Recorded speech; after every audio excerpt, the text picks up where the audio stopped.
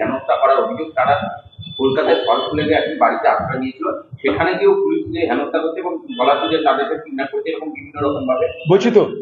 বলছি তো মমতা ব্যানার্জি আসছে, মমতা ব্যানার্জি দেখাবে এখানে কোনো কিছু হয়নি, সবাই আমার কাছে এসেছে। আমি তো বলছি ওদের বাড়িতে শ্রাদ্ধের জন্যে আমাদের পার্টির মুসলিম নেতৃত্বকে পাঠিয়েছি। আমি আপনাকে দায়িত্ব নিয়ে বলছি, পুরোহিত খুঁজে পাওয়া যায়নি, আমাদের দলের মুসলিম নেতারা তাদের বাড়িতে গিয়ে ভরসা দিয়ে শ্রাদ্ধ করিয়েছে। শুনে রাখুন, বিনা পুরোহিতে তাদের শ্রাদ্ধ হয়েছে, তারা বলেছে পরে আমরা ভালো করে করব। শুনে রাখুন, আজকে মুখ্যমন্ত্রী যাচ্ছে বলে পুলিশ ময়দানে নেমে তাদেরকে মুখ্যমন্ত্রী স্টেজে উঠাতে হবে, আর কিছু না। মুখ্যমন্ত্রী স্টেজে উঠাবে, মুখ্যমন্ত্রী বলবে আমি আজ কোনো চিন্তা নাই, টাকা নাও, পয়সা নাও, বাড়ি ফিরে যাও, আগামী দিনে আর তোমরা কেউ খুন হবে না, এটাই বলবে।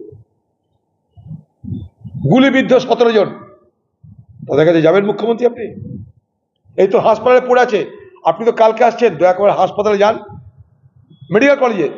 আপনি স্বাস্থ্যমন্ত্রী, আপনার কলেজ হসপিটালে ভর্তি আছে 11 বছরের ছেলে, যান দেখে আসুন।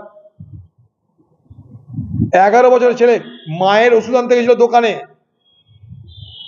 মায়ের ওষুধ আনতে গেছে দোকানে বাচ্চা ছেলেটা, কিছু জানে না, গুলি চলেছে।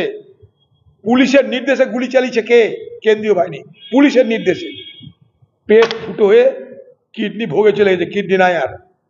যান দিদি, তাদেরকেও দেখে আসেন একবার, তাদেরকেও স্টেজে তুলুন।